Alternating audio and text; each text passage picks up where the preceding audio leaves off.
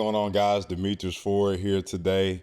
This is the first series of the very special podcast that the whole entire world has kind of been waiting for year after year. A lot of things that I do for people is one thing, speak life into people.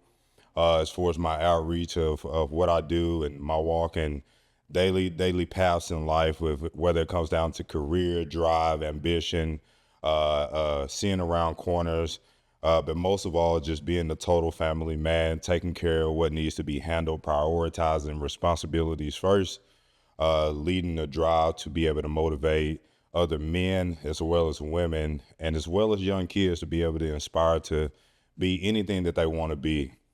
Very special individual I have here with me today. I've been knowing him for going on it's 13 years. Yes, sir. 13 years. I met this young man in 2013 whenever I had first went to college. It was going on my second year of college. So he met me, and I've seen him develop from a young man to a grown, responsible man that's well beyond successful right now in his endeavors and walks in life. And I've literally seen him come from nothing, like having nothing to his name, to now what, nine figures? Figures, yep, 9-figure business that he's running. And I don't want to tell too much about his story. I'm going to allow him the floor to kind of give a base background as far as what he does, who he is. But I am very, very much appreciative for you to be able to take the time out of your day to come out and speak to everyone, to be able to give out the vision. And you've already been on your path as far as inspiring and giving out knowledge, being an open book to anyone aspiring to be in your path or anything more beyond even what you're doing right now. So I want to introduce you guys. I call him Big O. I call him O. A lot of people call him Mr. Sweatpants Millionaire. He goes by many different names. But this here, ladies and gentlemen, is Mr. Ani. I'm going to give you the floor and let you kind of introduce yourself to the people. Appreciate it. So yeah, my name is Ani Adenukwe. I am the CEO of Glow Tanning, which is my biggest company, but I have about 13 different brands and companies that I currently own and build. So real big on vertical integration and service-based businesses. Absolutely. Where did you start your first endeavors when it came down to the ownership of Glow Tanning, of where you even got to today? How did you catapult? Tell me a little bit about the pivots and the moves. And I mean, because you have to have vision, right? Sure. You got to have vision to be able to achieve and attain the things that you attain in life. Tell me, what were some of the moments whenever you first opened your first business? The Glow Tanning was in Northwest Arkansas, correct? Yeah, Fayetteville. Yep, in Fayetteville. That's where I met you. What was going through your mind at that point in time, honestly?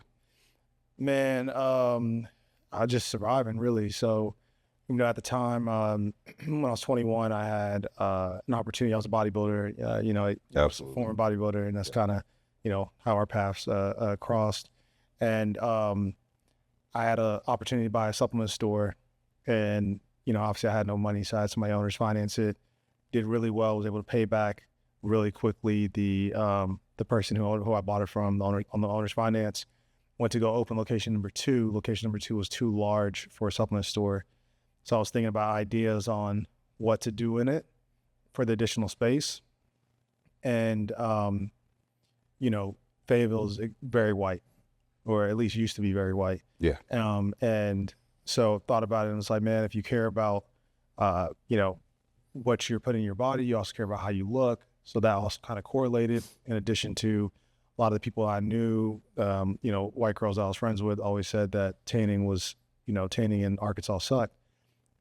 As you know, most people who go to the University of Arkansas are from Dallas. Yeah. So they're used to what they were getting here. And so I said, okay, well, let me try to provide an experience that is better than what they even have in Dallas. And that's how this kind of, started, and just bootstrapped, to get that first location. Location didn't really pop off the way it should, for about 4 years. Just kind of, made, $40,000 a year profit, something like that.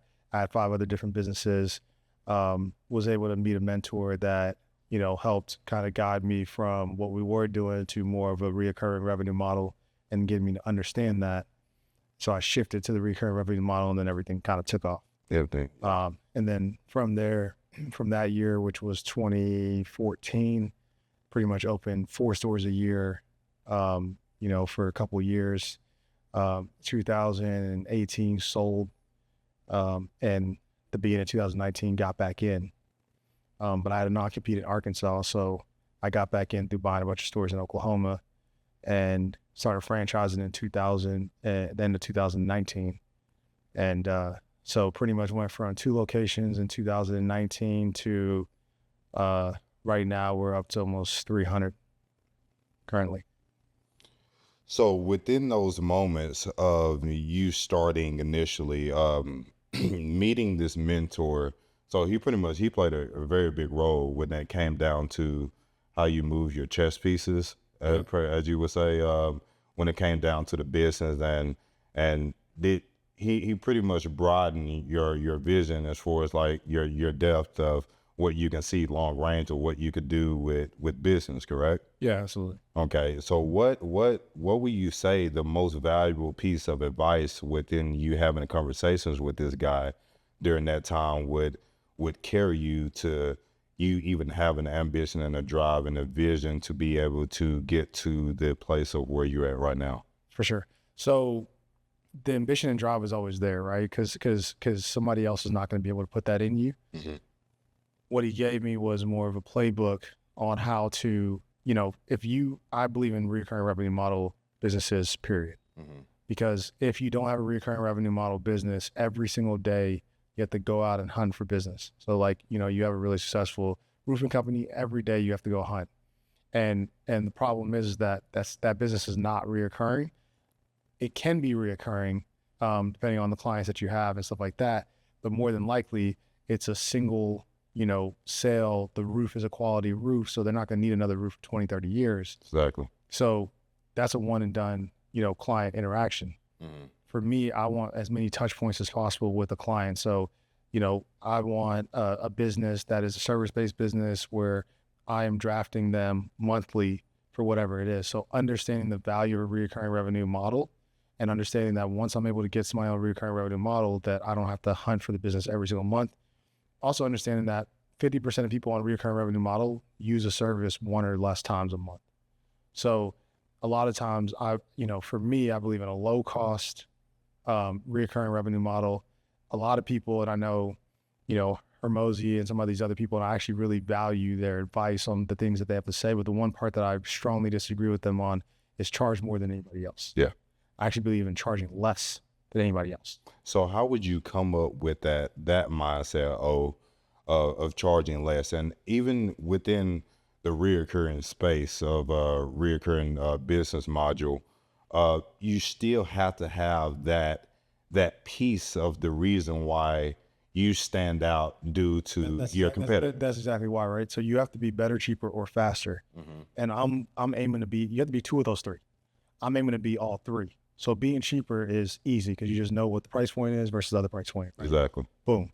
Better. Do you have better equipment? Do you have better service? Do you have, everything that you offer? Is your aesthetic better? So if I'm better at those things, now I'm cheaper and better. And then faster depends on, how many locations do I have in a certain area? How many rooms do I have to be able to service people? So if I'm really busy and my store is pretty small, then I'm not faster, but I'm better and cheaper, right? Absolutely. So most customers are not acquired, they're stolen, right? Mm-hmm. So you're not going to, it's different because with the roofing, you're actually acquiring customers because somebody who doesn't think they need a roof, Mm-hmm. go do an inspection and then see that hey, listen, your roof is affected by storm related damages. Yeah, exactly. Yeah. So that's why it's a little bit different in Texas. I know you said earlier it's not reoccurring, but the reason why DFW is great and lucrative for roofing is because we have storms every year. Yeah, for sure. Yeah. But the quality of the roof should allow to where you don't have to, and the problem is even if, let's just say that the roof, there's so many storms hit it, the roof has to be replaced in 5 years. Yeah. Right. every single time that somebody needs to replace their roof, you have to go back and win their business because it's just like a realtor, right? A residential realtor comes in, they sell somebody a house. People stay in their house for an average of 5 years. In 5 years, their brother, cousin, sister could get their realtor's license. Absolutely. Right. So now you who's to say that they're going to use you again? Yeah, because now you're competing with family. Exactly. They're trying to support their business. Exactly. Or you met in that 5 years, you met another roofer. Absolutely. Right. That tells you, oh my God, I can get you a better deal, whatever. So now you're competing again. The thing is with a recurring revenue model is like, even if you give bad service, you know, when somebody uses you one time, there's a 35% chance that you have them for life. 2 times, 65%, 3 times you have them for life. You have to actively work to lose them. So if somebody comes in, you give them bad service 2 times, they're still not going to cancel the membership. Yeah. Now, if they consistently get bad service for a month or 2, yeah, all right. Because the problem is we're creatures of habit. I've acquired over 50 businesses, mostly tanning salons, over the last 5+ years. I've acquired a salon, taken the name down, put Glow up, and people have walked in that salon for 5 months and say, oh, when did this turn into Glow? You've been coming for the last 5 months. The sign's been changed for 5 months because we're just creatures of habit. Yeah. You just walk in, you just drive. People get in their car and just start driving one way. Yeah. They don't even, because their body just says, oh, this is the way you always go. Yeah. Even if you're supposed to go another way, right? So that's the same thing when you put somebody, it's like, how many people, what is the attrition rate of Netflix? Probably very low. Yeah. Once you have Netflix, if you watch one Netflix show a month at the most, you are not canceling Netflix. Yeah. If you don't watch Netflix for 3 to 4 months, then you might cancel it. What's the chances that you're not going to watch something on Netflix for 3 or 4 months? Especially whenever it's cheaper. Netflix has the model, right? If Netflix tripled their price, only probably 10% of people would cancel. People would bitch. Yeah. But how many people would actually cancel? Because they've been doing it for so long. Yeah, but also they have so many original series. True. Right? So now when everybody's on TikTok and everybody's on Instagram talking about Love is Blind, are you going to just not watch it? Yeah. Do you guys say, okay, cool, yeah, let me watch it? You know what I'm saying? Yeah. Let me see what everybody's buzzing about. They got you hooked. Yeah, so that's why they started coming out with the original content and, you know, all the other stuff, because that's what draws people in, right? So their model is we're going to be as cheap as possible, and we want everybody. So they're cheaper. What streaming service is cheaper than Netflix? I don't think there's one. No. There's not one cheaper than Netflix. Then on top of if Hulu is cheaper, it's about the same price. Yeah. Right. So you have nobody that's cheaper, and then Netflix is better than everybody else. Yeah. It's better than Hulu. It's better than Disney. It's better than, you know what I'm saying. So it's cheaper and better. And so then is it faster? It's faster probably to get to the content that you want. Because if you go to Disney, you only get Disney content. Exactly. Right? You go to Peacock, you only get Peacock content. Exactly. Netflix is getting really everybody's content. Yeah. Right? Yeah. So that is the thing. It's cheaper, better, and faster. And that's why Netflix is number one by far in that space, in the streaming space. Right? So that's what took you to being standout within all the other tenant businesses. Yeah, exactly. And then another example of a company like this is Amazon. True. Ain't nobody faster than Amazon if you order something. Yeah. You order it today, you order it this morning, you get it tonight. True. 5 years ago, you order it today, you get it in 2 days. True. Amazon has been working on speeding up the process. So they got distribution centers, especially in big cities. So the second you order it, you get it the same day, right? So why would I go to the store and go buy something when I can order it and have it the same day and save my time, save 30 minutes of going somewhere else? Not only are they faster, they're cheaper. Yeah. Right? So, and then for them being better, they're not better, but they're no worse than anybody else because it's the same product. Yeah. It's the conveniency game. Man, and I was talking to somebody about this the other day. I was just like, man, my business is struggling. I've been seeing you taking off and this and that. It was the older cat. He been doing roofing for way longer than I have. He was like, man, I think it's just kind of like it's an industry where it's kind of just fading off. The revenue's not there anymore. I'm like, no, dude, you don't have a base CRM that's going to automize all of your business, right? And put it together in one to be able to automate and send out even mass messages to all your previous customers and customers you want to get as leads. I said, 2, your payment structure is still 1980 I said, you're not going to get anywhere with that, bro. Your merchant services are outdated as well. So you're looking at, you're able to come in cheaper, but you don't have the speed and you don't have the quality. You're making it harder for your customer to find you. You're making it harder for your customer to pay. No marketing, nothing. Yes. And the biggest thing is, I preach about this a lot, about the silver tsunami, which is all these baby boomers that are aging out of their business, want to sell, don't have, their kids a fuck up, so they can't pass it on to their kid. Yep. They're trying to find somebody to sell it or to buy it. And the problem is they don't have the systems and processes in place for it to just be easy like this guy. Right? And so for the average person, when they look at a business, they want a business that is just going to just run itself. Second plug and play. Yeah, that just run itself, right? So it's one of those, most people aren't looking to buy that business. Yeah. For me, if I am in a space like say roofing, I'm looking to buy every roofing company I can get my hands on. Yeah. So because now you have access to that chain, the recurring book of business, the customers, everything. Even past clients that didn't even go with them. I don't care, as long as they got that information. Yeah, exactly. So now you're looking at it and you're saying, okay, this is what they were doing previously.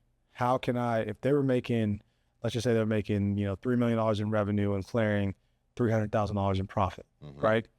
And I'm looking at him like, he doesn't know he's doing marketing, now correct CRMs, all this stuff. Okay, if I was to do that, I know I can triple his revenue, right? And I have efficiencies that I can add in to increase his profit. So now if he's doing a 10% clip, now I'm doing over $9 million in revenue and I'm getting 15% out of it. So I'm getting 1.35 million out of the 900 compared to 300,000 he was getting out of the 3 million. True. So that's how I look at it. So a lot of times when I acquire businesses, I've acquired marketing agencies, I've acquired, a bunch of tanning salons, I've acquired a lot of different businesses, but majority, 90% have been tanning salons. Why? Because I can go buy this and just put those customers into my salons. And the ones I like to buy the most are the ones where I'm not even opening that location. So I'm just buying it, closing it, and merging. Yeah. And that costs nothing. Like it costs me the price of the acquisition and I can increase the revenue. So if I go and buy, I bought one of my, I have two favorite ones. One was very cheap, one was very expensive.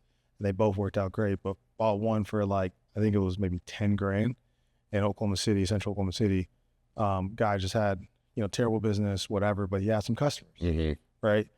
No recurring revenue, nothing. Bought it for 10 grand, closed it, and probably gained, 500 customers, right? I know every year a customer is worth about $400 to us, right?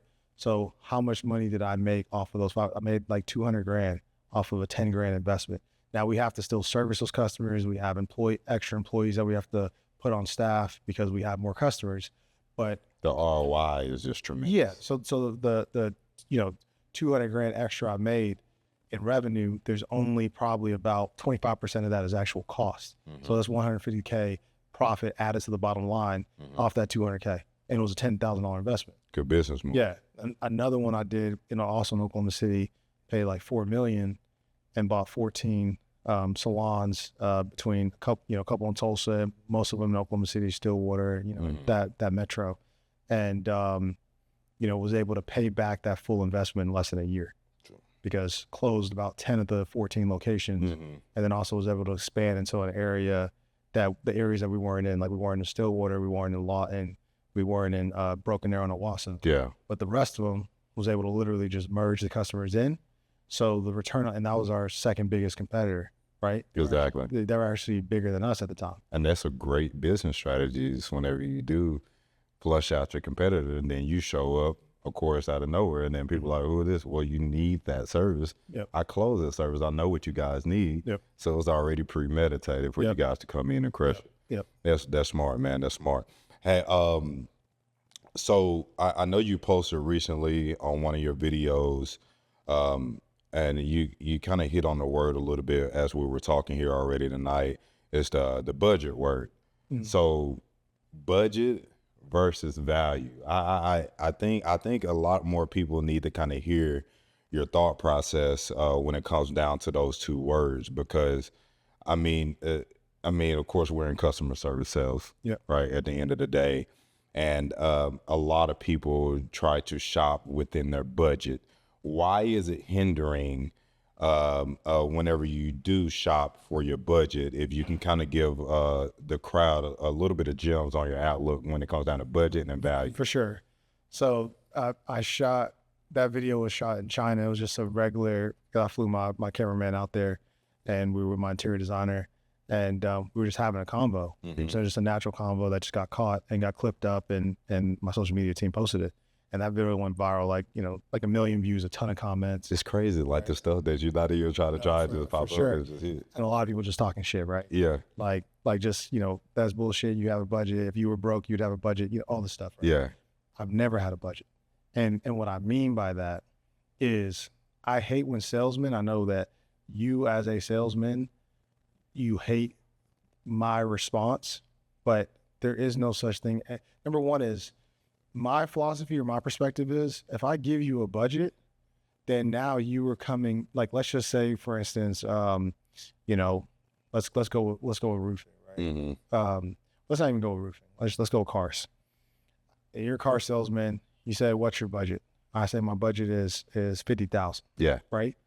Now you go and you find a car that costs $50,000, and you try to sell me that car. Right? And you say, oh, this is within your budget. Yeah.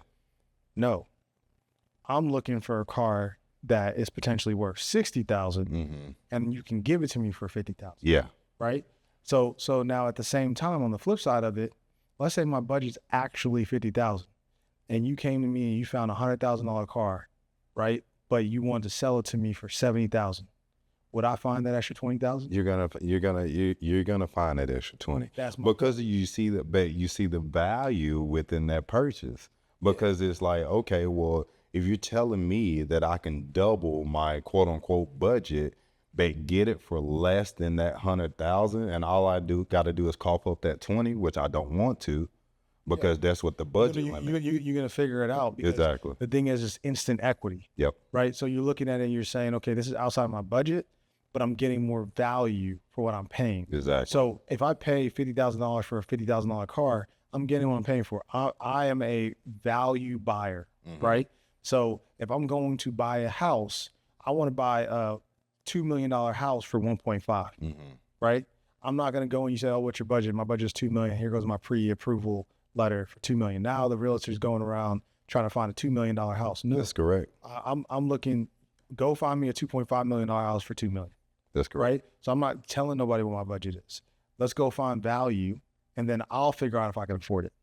So that's why I never, whenever somebody's like, oh, what's your budget? I don't have the fucking budget. Yeah. And that's not to say, that's not a cocky statement. A lot of people took it as cocky. Yeah. And they took it like, oh, this nigga saying he's so rich Exactly. that he doesn't have a budget. No, I'm not saying that. What I'm saying is that if the value's there, I'll figure it out. Exactly. You know what I'm saying? Because there's buildings, I bought buildings for millions, and at the time, I didn't have the cash to put down. They're asking for 20-25%.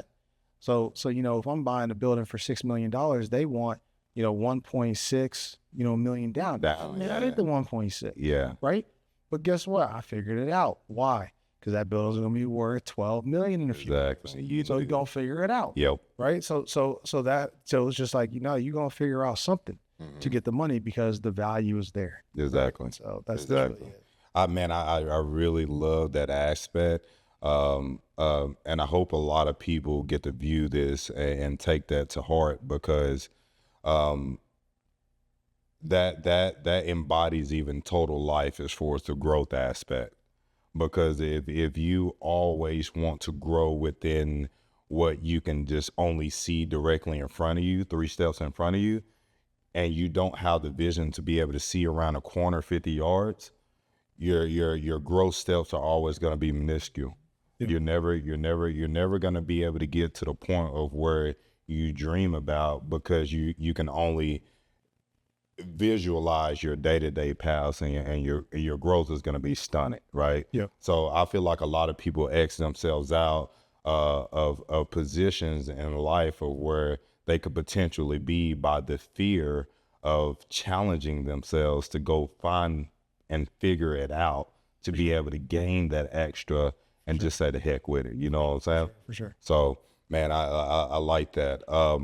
So I have a guy that works for my GC company, Mm-hmm. and we're doing a job in Greensboro, North Carolina, Mm-hmm. and he literally just I'm gonna put it on voice so you can hear where he just texted me. What do I tell a trade if they are asking for a budget? That's just always talking about. Yeah, but literally I just literally just told him, I said, Just tell them to bid it.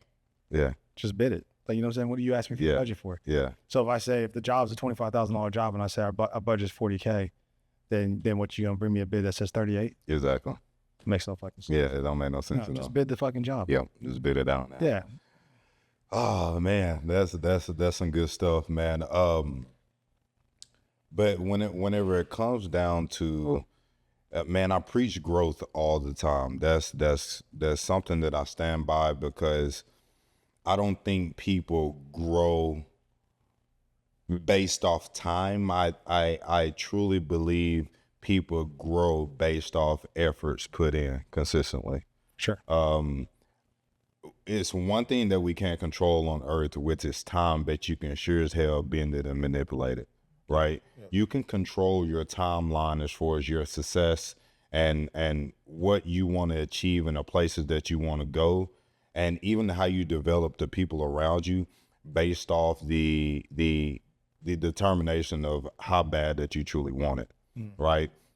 And you've been a living testimony of that.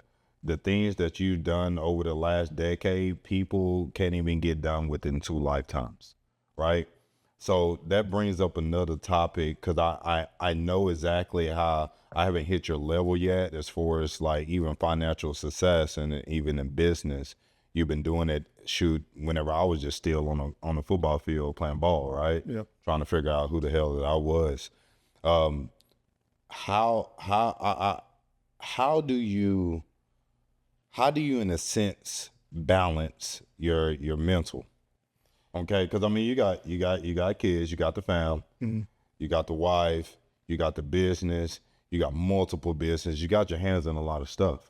And a lot of people break and they fail whenever they try to be able to hold quote unquote balance of a lot of different things. Like, dude, I know a lot of people breaking the half right now today by just trying to hold one sales job and just trying to be a mom or a father. Yeah. I mean, I think there's multiple things, right? It's number one is I don't care what anybody thinks about me. Like I care about the people that I care about and what they think about me. And what I mean by that is, like, if somebody is a great friend and basically like a brother to me, right?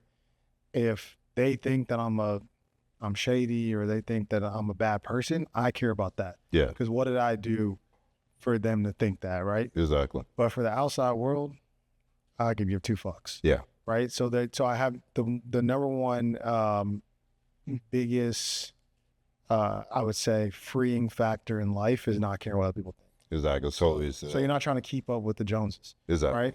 It's like a lot of times, and I say this pretty openly, like, I mean, you know, you can assume how much I make, but I make a lot. Yeah. And I make enough to fly private everywhere I go, and I fly 200 times a year. Yeah. You know what I'm saying? I had 2 flights today. Exactly. Right. I flew economy. So, and I always, unless I'm flying international, I always fly economy. Recently, my wife said, "Hey man, we're with the babies. Can we please fly first class?" So I said, "Okay." So the last couple of trips, I'm with the kids, but if I'm flying by myself, I'm flying economy. Yeah. You know? And some people probably might see me and be like, you know, because typically if I'm going somewhere, some people recognize me from social. Exactly. That stuff.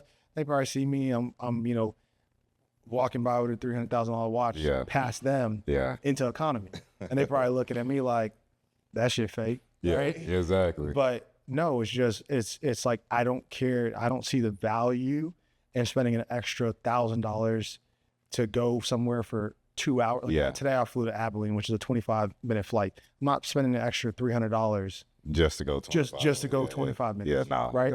So to me, I don't see the value in that, right? But neither do I care what somebody thinks about the fact that I'm flying economy. Exactly. So that's a very freeing thing in itself, right? And then in addition to that, I think that also understanding, because I've had very low moments in my life, you know, over a decade ago that I don't really talk too much about. And sometime in the future, maybe I'll, you know, my mom says I'm having ministry at some point. So there's sometime in the future, I'll bring that. I yes, I feel a sense of success, and I've only said that the last couple of years, Yeah. but my mission isn't done yet, Exactly. right? So whenever I get to that point where I'm like, all right, cool, I'm done, I'm slowing down, then maybe I'll start. You'll get that testimony. Yeah. So it's like for me, I've had some really low moments in life when I was younger, and I have the perspective of if somebody that I love is not dead and I'm not in jail, then everything will be okay. Mm-hmm. So there is never any pressure, because my staff and people I've worked with before are like, man, why don't you ever, like, I get no anxiety, right? Like, what, why aren't you ever nervous or get anxiety or, whatever? And I'm like, because I can lose everything today and I'll be okay. Yeah. You know what I'm saying? You're still going to be you. Yeah. Yeah. And I don't value money. Like it's money is a tool to be used, Mm-hmm. but I don't value money. So it's not as if like you can take 100 million from me today and I would not cry about it. Yeah. It's okay, cool. I enjoy money because I can do anything that I want to do. That you want to do. I can go where I want to go. I can provide for the people I want to provide for. I can do nice things for people in need. So I use money as a tool. And then also in addition to that, I also want to build actual, people use the keyword or the phrase word, generational wealth is all bullshit. Right? Yeah. But I also want to build actual generational wealth. In Proverbs, it says, a man is blessed by leaving inheritance to his children's children. Exactly. So how am I setting myself up to do that? Right. So I'm doing what scripture actually says. And a lot of times people think like, oh, if you have a lot of money, then it came nefariously. They count from the devil or sin. Yeah. Or having a bunch of money is sinful. Yeah, it's simple. No, the Bible literally says, blessed is a man that leaves an inheritance for his children's children. Right. So, and then also on top of that, we're also Black. Right. So there's disadvantages that we have. The disadvantages that we have now have less to do with race and have more to do with socioeconomic class. Mm-hmm. So white people are almost just as disadvantaged if they're broke. Exactly. So the broke Hispanic, the broke Asian, the broke Black person, the broke white person, they're all in the same place. Together, yeah. Right? And it's no longer strictly just a racial thing, it's more just socioeconomic thing. Exactly. Right? So my job is to give my kids an advantage, and my parents gave me, both my parents are doctors. They came, my mom was born in London, my dad's born in Nigeria. They came here with nothing, so my dad was already a doctor and came here and was working as a attendant for a parking lot in Boston for $4 an hour. You know what I'm saying? I had to go back to medical school. Wow. So that's where they started, and they gave me a life that was not similar to a doctor's kid, because my parents are very giving, and they, made $500,000 a year back 20 years ago, gave 300,000 of it, Exactly. back home and stuff like that. So we live very middle class, right? Maybe even lower middle class. Yeah. But I was able to go see, hey, this is what somebody looks like when they achieve. Yeah. These are my dad's friends were doctors. Yeah. So I'm going to private school. You know what I'm saying? Exactly. So these are the things that I was able to see, myself, to say, okay, so I never one time thought like, oh, can I achieve or can I be? Because my parents put me in a position. They set the tone for it. Exactly. They showed you. Yes. And there's things that my wife was talking about this yesterday to her sister. She was like, there's a way that we want to do the inheritance for the kids. Mm-hmm. But she said, she told her sister how we wanted to do it. And I'll kind of explain a little bit, but basically I have a trust already, right? Exactly. And essentially the way that they set it up is you can put right now, I think it was 13 million in assets that you value. Mm-hmm. And it doesn't matter if that 13 million in 50 years grows to be 200 million, it's still tax free. Exactly. Anything above that is taxed, right? Yeah. Inheritance tax. So I think Trump just upped it in the new bill. But the good. Big beautiful bill. Yeah, big beautiful bill. So now it might be like 20 million. So I started my trust a year ago. I can put these assets in there. I have two trusts, a revocable, a SLAT trust, which is a spousal lifetime support trust, and then also a revocable trust, right? Exactly. All my assets are in the trust. Well, the way I'm setting it up is where there's incentives, and every single kid, like your school is free. Yeah.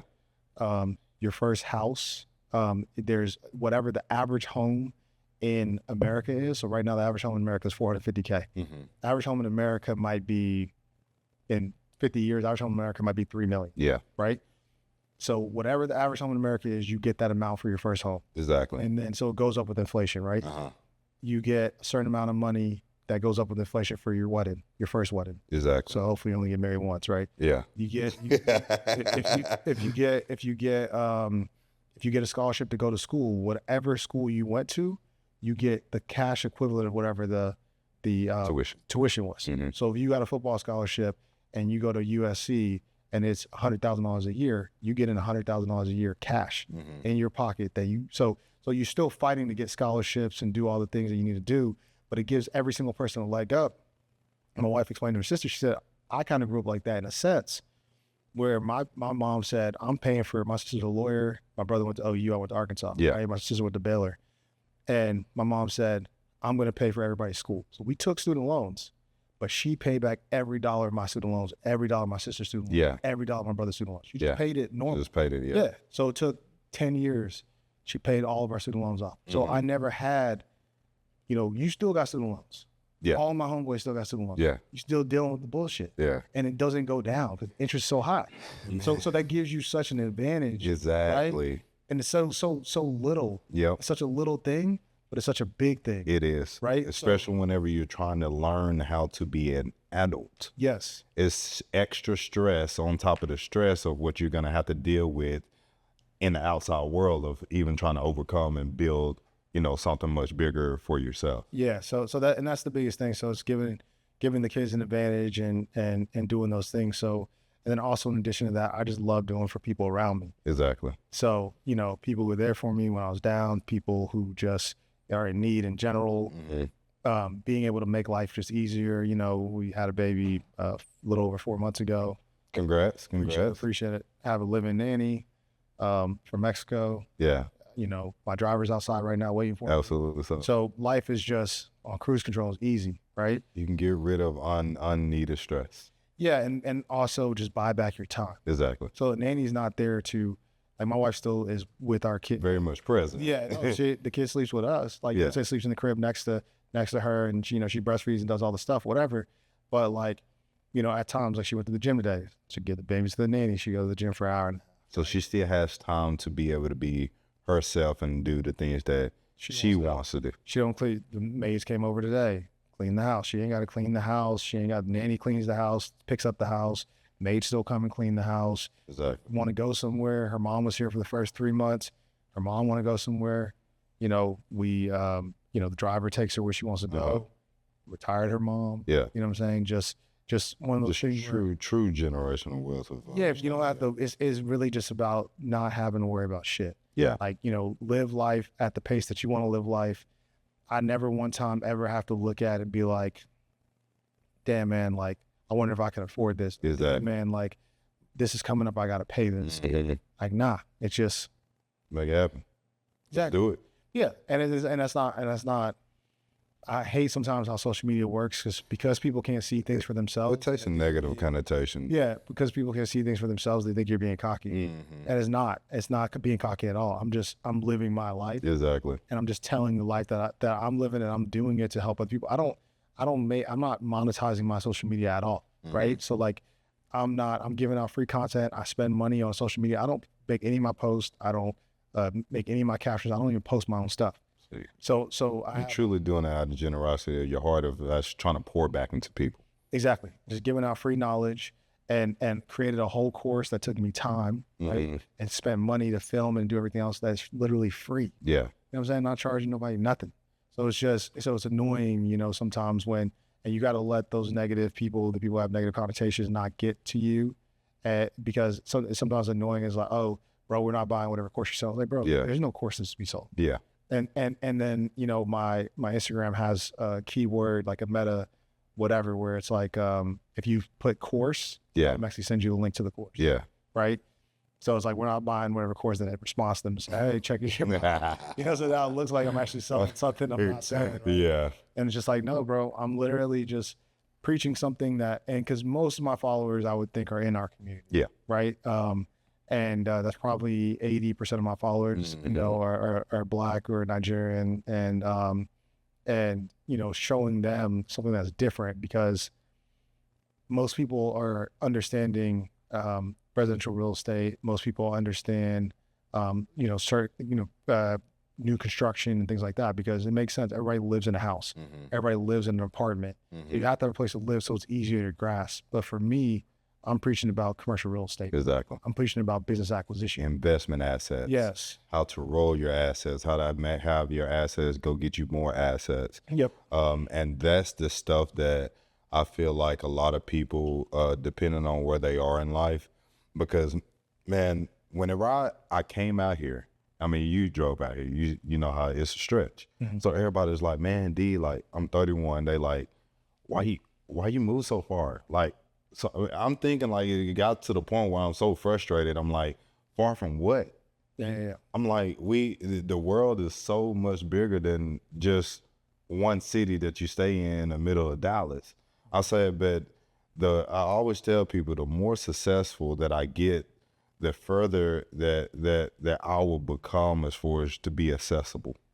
Yeah. I'm big on accessibility. Yeah, being real big on accessibility. Yeah. Like you can't allow yourself to be accessible based off the protection that you need as far as everything that you've worked so hard to build to establish. Yeah, no, I'm big on accessibility. At first, back in the day, I was like, man, I don't want to big time nobody, and I respond to every DM, Yeah. shit like that. If somebody asks an actionable question, I respond. Yeah. So like, hey, how can I do da da da da? So I don't big time anybody. But if you just say, hey, I'm not responding. Yeah, you're not You know what I'm gonna. saying? Yeah. People It has to be something. At least you'll be able to pour your light into them. Yeah.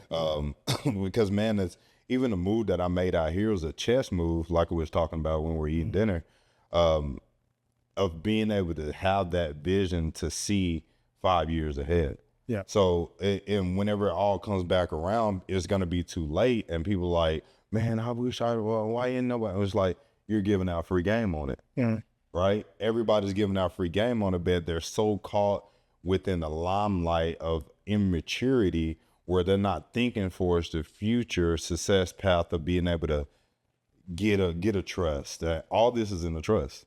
My house, my cleaning business, my roofing business, everything is in a trust, and it's all set up for my son to be able to inherit at a certain age. I got stipulations and clauses on it as well. So, and I just learned about that stuff. I got mine last year as well. Yeah. So these are the things that you're enlightening people and trying to tell them, that they don't want to hear that stuff.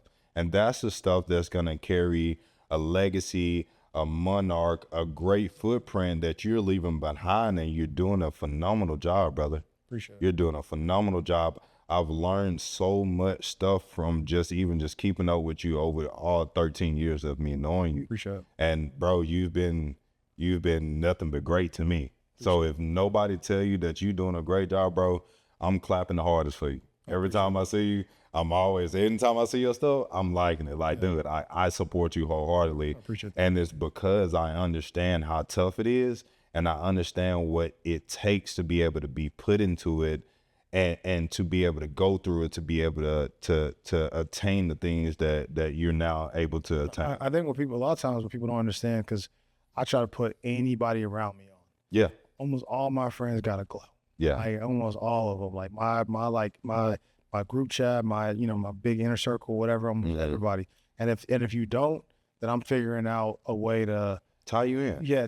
What do you have? You have an electrical business? All right, cool. Let's do this. Yeah. Whatever it is that I can try to figure out a way to let you make money off my network. Uplift. Yeah. Yes, I'm big on that. But it's always enough to go around. Yeah, for sure. But it's not even. It's just, you gotta think about it like this, right? If I'm making, I'm just gonna throw numbers out, right? Yeah. If I'm making 10 mil a year, if I make 20 mil a year, it makes zero difference in my life. Yep. What can I afford at 10 million or at 20 million that I can't afford at 10? At 10. There's nothing that I can do in life with 20 that I can't do with 10. Yeah. I can go buy a jet. I can go fly a jet. I can go buy any house I want. I can do anything that I want to do with 10 million. There's a big difference between a 10x, 10 and 100 million. Yeah. But there's no difference between doubling or even tripling. Yeah. In terms of lifestyle and just, comfort and happiness, right? So what is it that makes you happy when you are making a lot of money? And it's really pouring back. That's the reason why you see all these ultra rich dudes like, Warren Buffett and Bill Gates and all these people that they set up foundations and charities to give back, because that's what makes them feel good. Exactly. Nothing that they buy can make him feel good. Steve Ballmer owns the Clippers. He has a great quote that is one of the, you know, all time. It's not even a quote, but it's just kind of a conversation that he had. And somebody said, "What would you sell the Clippers for?" Yeah. And Steve Ballmer, I think, is worth probably 80 billion, something like that. Mm-hmm. Clippers are probably worth 8 billion, right? Yeah. He said there's not a number. As in, if somebody came right now and offered him $1 trillion, he wouldn't sell the Clippers. And the reason why he said there's not a number, and I actually believe him. The reason why he said there's not a number, he said, if I sold the Clippers, I would be in search of the next thing and just go buy something that was similar to Clippers. So why? There's nothing that I can do with my money now that I would be able to do with any more money. Mm-hmm. There's nothing with $90 billion. What can he not do? Exactly. So there is no price. This is what brings him happiness and joy, is owning the Clippers, being the owner of the Clippers. So it's when he says that there's literally no price that you could put on the Clippers for him, he means that. Yeah. There's no price. He's not doing it for the money. There's no price you could offer him. So that shows like true wealth. And it also shows, you know, in addition, it's like when pouring back into people, for me personally, the business of making money is more of a game, right? It's a metric. Yeah. So if I make more money than I did the last year, that means I'm doing better than I did the last year. Exactly. But it has less to do with the actual money and more to do with just knowing that I did better. Exactly. Right. And then what you do with that money is a different thing. Mm-hmm. So is when it all comes down to it, it's understanding that, of course, you hear it all the time, money can't make you happy. And a lot of people, I mean, a broke man, I never said that because he hasn't attained the money. Money, if money doesn't make you happy, it's close enough. You don't know the difference. Exactly. So, right. So yeah. it's really what is the drive is the purpose within the intent of what you're doing with your money, of course. So like you said, is now you've made enough financially where people can pay attention to you, where you can actually expose your true purpose as far as when it comes down to giving back. So when it comes down to your purpose in life, what will you feel be your legacy and your footprint that you're going to leave behind to the rest of the world, not just your family? Yeah. So for me, I'm really big on, I want anybody who comes across my path to be like, man, that was a great guy. Yeah. So if they tell the truth, then they have nothing bad to say. So I try to pour into everybody. I try to help anybody that I come across. And so my thing is like, what are people going to say when you're gone? I'm big on that. Yeah. And that's not, it's funny because, you know, earlier I said I don't care about what people think about me. That's true. Yeah. It's a difference though. If you come into contact with me, I want to be a blessing and an asset to every person that comes in contact with me. But that doesn't mean that I care about the opinion or validity of strangers, right? There's a difference. So that's what's really big. So it's like, you know, if I was to pass today, I want for. What would you want people to say about you? Like what? Like besides that, hey, that was a great guy. What would you be like, man? If you're looking down from the heavens and you're just like, he was a great father. He was a great husband. He was a great person. He was, you know, he always was. He always cared and wanted what was best for everybody around him. Exactly. So that's really it, and that's the reason why, you know, greed and selfishness is never a thing in my life. I've actually made more money not being greedy than if I was. And I have people that I've done business with that are greedy, and they've lost money because, you know, I read, you know, this is probably 2010, Stephen Covey's 7 Habits of Highly Successful People, where it's everything has to be a win-win. Yeah. And there's, you know, there's a lose-lose, win-lose, lose-win, win-win, right? And everything has to be a win-win. So that's the way I look at it on everything. And that's why I have such great relationships with our vendors and all this other stuff. You know, most of our vendors, we're their biggest customer. Yeah. The rate of growth that we have, we know we're now the second largest chain in the world. You know, we're their biggest, and we're the ones that are growing. So these other places are, they might be bigger, but they're not buying the equipment. They're not the support. Yeah. So we're actually investing money and spending money and growing and building. And I have a lot of leverage with our vendors, but I never negotiate too hard. Yeah. I have fiduciary responsibility to do what's in the best interest of my franchisees. Exactly. But at the same time, I want to be a good partner to my vendors. Right. So that's how I how I negotiate. That's how I deal with people. So, I want them to feel like it's a win-win in any situation. For everybody. Yeah, for everybody. So, Yeah. so that's kind of how, I never negotiate too hard. I'm always, trying to look out and make sure that, everybody wins in any scenario that I'm engaged with. And that's a great model to have because, I mean, time is definitely not linear. It's circular, and what goes around comes around. Absolutely. And man, just everybody thinks the world is so big and massive that, man, when especially it was a big culture shock when I moved out here from Arkansas, home country. So, man, I'm in a big city, man. I only see people one time. I be running into people all the time over there. No, everybody goes to the same places. Exactly. Everybody goes to the same places. So, millions of people, everybody goes to the same places. So, absolutely. yeah, no, I mean, it's, I mean, life is funny, man. So it's one of those things where, I reflect a lot and I preach gratitude a lot. So it's just, being grateful and appreciative of people and the things that they do and people who cross your path. And I'm big on, doing like, if I do something for somebody, I never bring it up. Yeah. I never. Not an Indian giver. You ain't trying to take nothing back and take the credit. I'm not.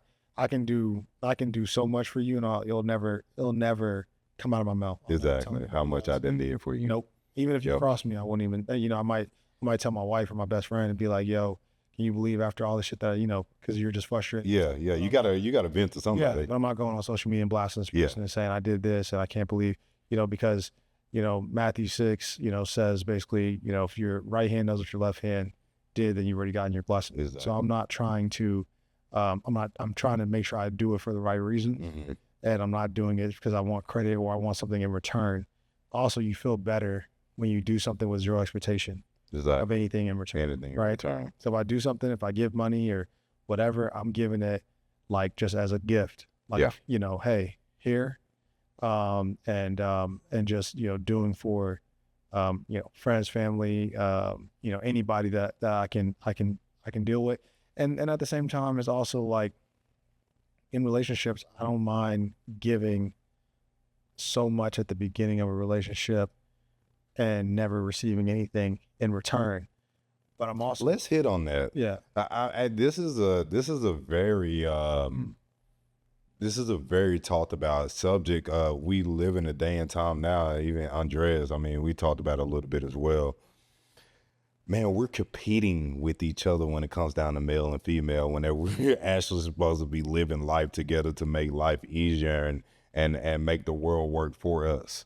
So the constant battle of women and men thinking that it should be, oh, well, I'm only going to do so much for a person that they only do for me, or what you going to do for me.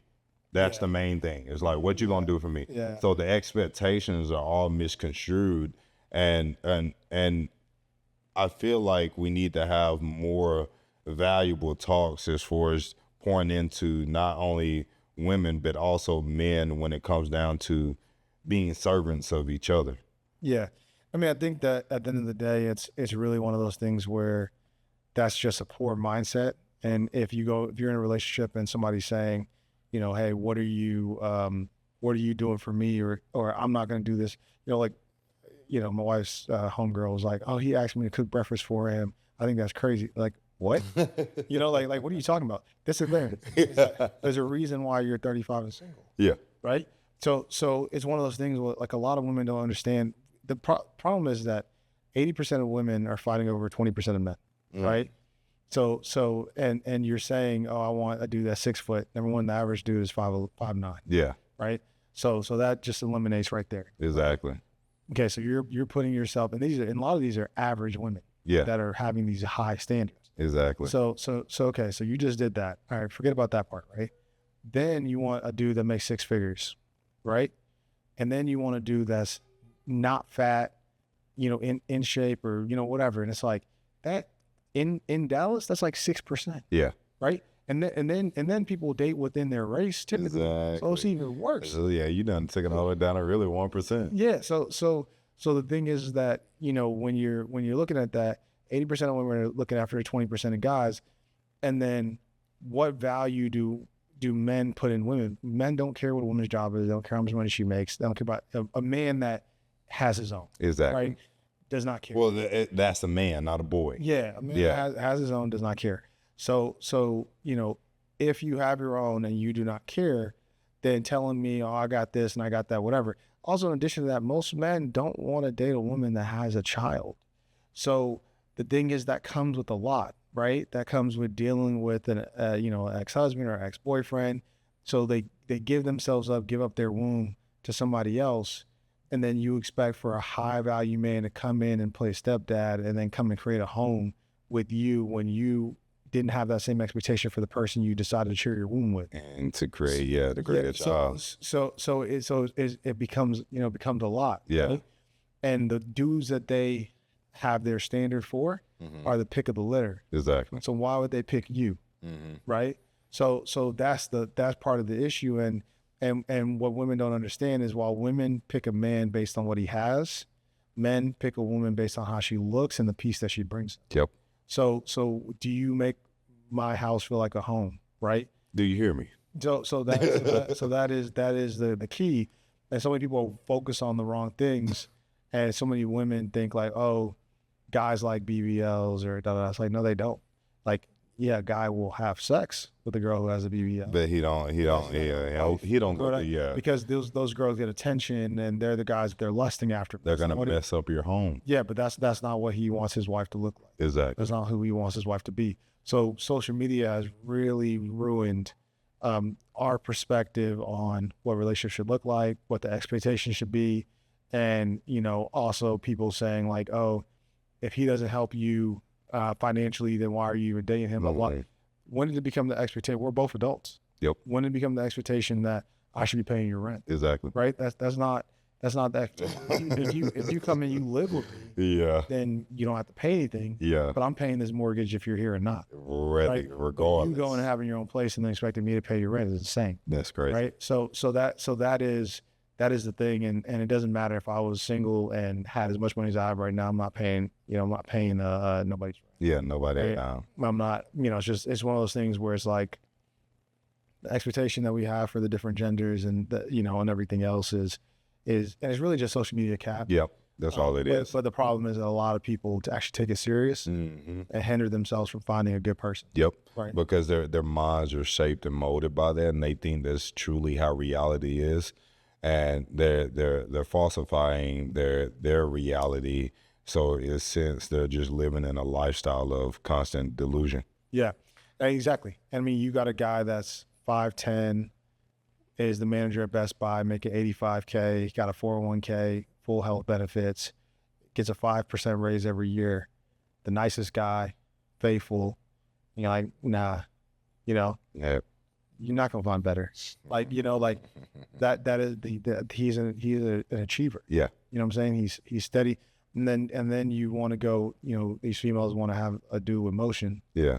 And then get mad when he got motion. When he moving. Yeah. You want him to stay still. So as soon as you get with him, you mad that he moving around and growing and accomplishing things. Yeah. And it's like the developed sense of it's like a hating. It's like they're hating on you, bro. Yeah, you just have to the thing is that there are a lot of good women out there, but you just have to find the right one. Yeah. That has the right head on her shoulders and you want to be a mother to your children. And that's really it. So if you could just find, the woman that's right for you, because this flip side of it is the same way that women are judging men based off of just what they make and everything else. You can't judge a woman just based off of how she looks. Yep. Because a lot of dudes that I know they want, oh, I want a baddie. I want when I walk in a room with her, everybody just it's like, bro, you're living your life for a look. For not even that, you're living your life for the affirmation of others. Exactly. So you care more about what a random dude thinks about your stuff. Yes, I'm the one who has to. Exactly. I'm the one who has to live with her. Exactly. Right. And they're worried about the wrong thing. Yeah. So that's what ends up happening with a lot of these dudes. So the same way that women are picking the wrong guys because they're focused on the wrong things, men are doing the same thing. And we are in the affirmation time. Even women openly said like, I'm affirmation. I'm just like, why are you trying to get the acceptance of others And that's your motivating drive to you doing everything that you do, which is the reason why you contour your body and do things like that. Yeah, I mean, if a woman's posting certain things on socials and everything else, you stay away. You know what I'm saying? Like, you're making yourself too accessible. You're looking for any woman that craves attention. I could never talk to. Yeah. You know, and every person wants and craves attention at some point, especially women. But the attention that you want and you crave you need to be satisfied with the attention you get from me. Exactly. You know, you're not looking for the attention from strangers. So maybe you know, acted like you needed a little attention back when you were, you know, single and everything else. But once we get together, why are you posting, you know, this bikini pic with a thong, you know, on your Instagram and saying, oh, you know, because women always say, oh, I'm doing it for me, or they go get their, you know, their BBL, so I'm doing this for me. Stop lying. You're not doing it for you. You're doing it because you want. Because you want that attention from others. Yeah. But I'm also a strong believer in get whatever work you want to get done. If your teeth bother you and bring down your self-esteem, if your boobs are too small, bring down your self-esteem. If your butt is small, bring down your self-esteem. And you want to go get that done because it'll make you feel better personally. Yeah. And that's the true reason why you're doing it. Yeah. All power to you. But you do that and you don't let people know that you've done it. Now, people pick up on it. Yeah, that's one thing. But it's also like, we're sticking to the BBL conversation. It's also like if you go get a skinny BBL and you just want to get yourself from being flat to having, it's like if you go get boobs, right? Yeah. You were A cup and you go to a C. Yeah. A C is very average. Most people who see it won't even know. Yeah, won't even know. Yeah. So you just did it just so you could feel normal. Exactly. Right? Now you go get double G's. You want people to know. Yes. You're looking for attention. Yeah. You're not doing that just to make yourself feel better. And then a lot of women get body dysmorphia. Yep. Where they literally go get 5 BBLs and 3 boob jobs because they keep wanting to go bigger and bigger and bigger, because every time they go bigger, they get more attention. They get more attention, yeah. And they don't realize the type of attention that they're getting is not positive attention. And then you end up looking like Lil' Kim. Exactly. so because you're trying to, or tiny. Yeah. Right? Because you're worried about the affirmation of others. Yeah. So for me, when I literally stop caring about what other people think about me, it just, you know, it literally is such a freeing thing in life. Like, it's just, you have to stop caring what other people think about you. It's like, I care about what my friends and family think about me. Yeah. I don't care about what strangers think or say, whatever. So it's not, I'm not going and trying to, you know, post something and be like, oh, let me, like, that's why I don't even stunt no more on like IG. Yeah. I used to stunt back in the day. I remember when you first got that Ferrari, boy. You know? Boy, I had to go to the gas station. I was just going to get a candy bar. He pulling up in it.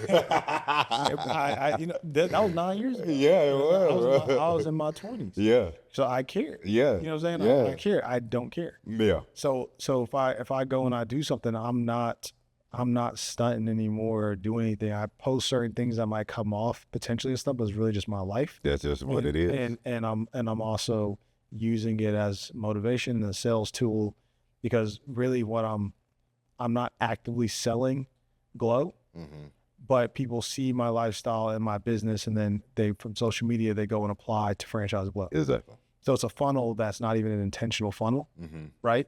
And if I was driving a Honda, it's less likely that people are going to people would be attracted to it. Yes, exactly. So it's just part of it. So it's something that comes with it. Yeah. So I mean, you can't hide it. I mean, it's good as you can't hide money. I don't care. I don't care if you're dressed in the Walmart clothes. People still gonna feel it. And that's another thing that I want to hit on very, very briefly is the opportunities that you have. I want people to know the opportunities when it comes down to the glow and the tanning. Yeah. And the franchising. Just, you know, if anyone wants to be able to get into contact with you, we will have the Instagram tags right here on video for you to be able to follow Mr. Ani here, to be able to find out more about the business and how you can also be able to franchise out and become successful within his organization and the things that he's already built for you guys. So I always like to put that out on the floor as well. I mean, you never know who you're going to be able to reach. The back on the balance thing, me, when I think of balance, I feel there is no true balance in life. And the reason I say that is because you're constantly, I like to look at it as some plates that you're constantly spinning. You got your family, you got your business, you got your health, and then also personally is your personal mental. You got to have time, especially for yourself, especially with all the stuff that you're doing. So whenever I think about balance, I feel like it's a constant revolving rotation of you showing attention to different things at different times.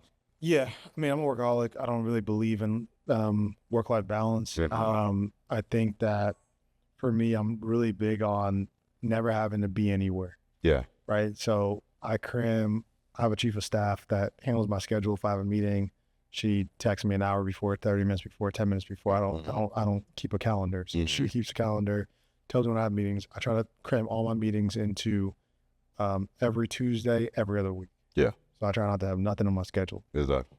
And that's just so I can literally handle things as they come. And also, I never want to, let's say my daughter wants to go swimming or play or, whatever.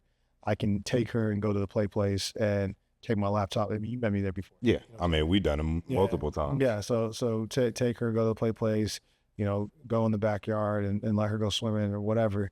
And I don't have to worry about, oh my God, I have this meeting in 30 minutes. So you got to cut that time short. Yeah. So for me, I live life on my terms, but I also work a lot, but I work on my terms. Yeah. So it's not, I check all my own emails. I get probably 500 emails a day.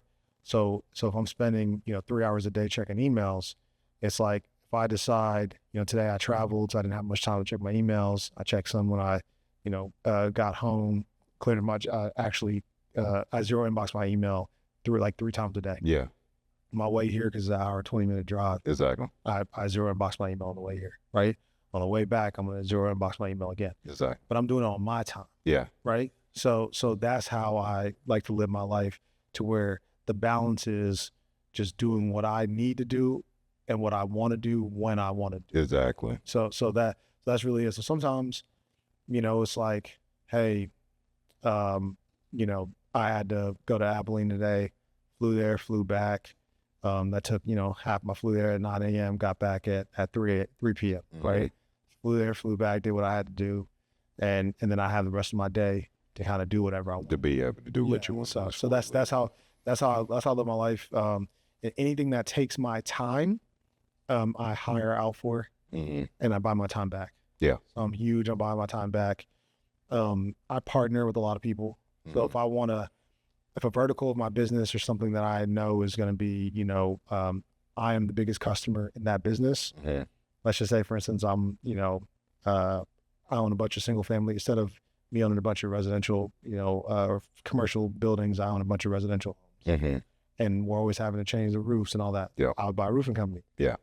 Before you started your own thing, because I remember you on the lake and talk about it. Yeah, talk about the roof. Yeah. You ventured out to actually do your own thing, right? Absolutely. If that was something that I was interested in doing at that time, yeah, I would have hit you before you even left. Yeah. I would encourage you and said, hey, I want to start this roofing company. I'll help us go get the loan. Yeah. I'll put the money up for the down payment. Absolutely. Let's do this. We're on the 50-50. Now I empowered you. Yeah. To go start your own roofing company. Absolutely. And I am a big customer in that company, and I'm not doing shit. Yeah. Right. Because, I helped you get it. I helped put the money up, and now you doing all the work, and we're reaping the benefits. Exactly. So that's how I'm really big on giving equity. I don't have, in any of my businesses, I have 0 investors. So I've never raised money, never had an investor. Yeah. And that's just kind of how you kind of operate and built everything. Stuff. Yeah. Yeah. And that's all in the sense of just your personality and whole, as everyone learned out, your gift and your purpose is for getting everybody involved and, blessing people off your blessings, man.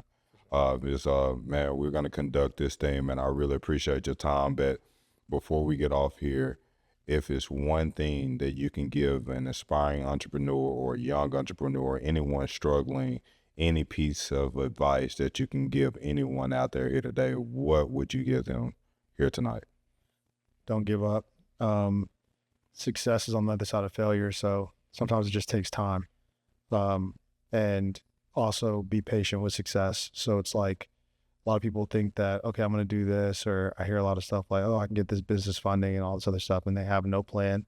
They have no idea what they're doing. And they just think that if I get funding, then I'm going to be able to do something that I'm not, the last post that I posted a couple of days ago that's currently going viral, about 1 million views on it, was saying a call that I had that was filmed and said, if I have $10,000 and I wanted to, double. Yeah, I seen. Yeah, yeah. Quick. I think I was to do it. And I'm getting flamed in the comments because I said there's really nothing you can do. Nothing you can do. $10,000 is not enough as far as a business. It's not enough. And there's people started with 10,000 and created, multi-million-dollar businesses. But that's few and far between. And in addition to that, they also have funding from other people. Exactly. Right? The support. Yes. So a lot of the people that are saying like, hey, he's wrong and that's because you don't have $10,000. Yeah. The average American doesn't have $10,000 in their savings. Yep. So they feel attacked by what I'm saying. Exactly. I'm not attacking anybody. I'm being realistic. Yeah. If on the flip side I said, oh, $10,000, yeah, you can start $1 million. You get afraid. Yeah. Yeah.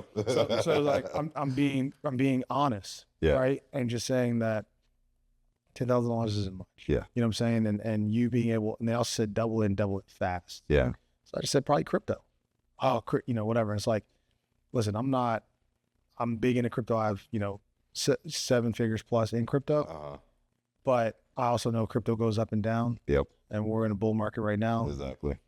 So at this current moment, I would put it in crypto, but would I sell the crypto when it went up to where it needed to go up? Yes.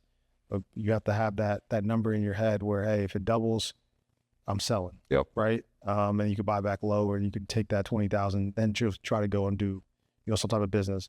What businesses can you start with $10,000 or less? You can start a cleaning company. You can start a lot of businesses, but those are not real businesses. Those are solopreneur. You're working. You're working. You're working. You are the worker. Yep. Right? And eventually, when you get the success, then you can go hire out. Mm-hmm. But people want something and are not willing to put the work in that they put in. So I guess the answer, to go full circle on the question, is just don't give up. Also understand that, when I was building my second salon, I had a girlfriend from Wisconsin, crazy. But she used to have to pay for our food. Like we go get a foot long from Subway, and she eats 6 inches, I eat 6 inches, because I literally could not afford to eat. Like I took every dollar from the first salon to build the second salon. Yeah. I could not afford to get a loan. They're not giving loans to people like me at that time. Exactly. The banks are set up to give you money when you already have money. Exactly. They give people who don't need money. Mm-hmm. Right? So that was the position that I was in. I just never gave up. Yeah. And that's how I got to the success that I'm at right now. Well, I sure do appreciate you, my brother. I appreciate the time. I appreciate you coming out here. I appreciate the brotherhood and the friendship that we have for so many years, man. And I really hope some people get to see this and take the tips from you. But most of all, manifest nothing but even more prosperity within your life, Amen. Your family, and the business, man. And if anybody ever needs to reach out to any one of us, we have our Instagram tags here on the video. YouTube channels tags is going to be posted, as well as all social media outlets. You can reach out to us, pick our brain. Like Honey said, this is his gift, his purpose. I'm an open book as well. We're here for everyone, and each individual that's want to create something out of their lifestyle. Also, too, within each business that we have, we do have different opportunities. So I'm always willing to be open for that. If you ever want to get into the roofing space, general contractor space, or even managing a franchise when it comes down to glow tanning and everything that Ani has his hands into, don't hesitate to reach out to us at all. It's been a pleasure, my brother. Appreciate you. And I appreciate everything you did too. Yes, sir. Thank you.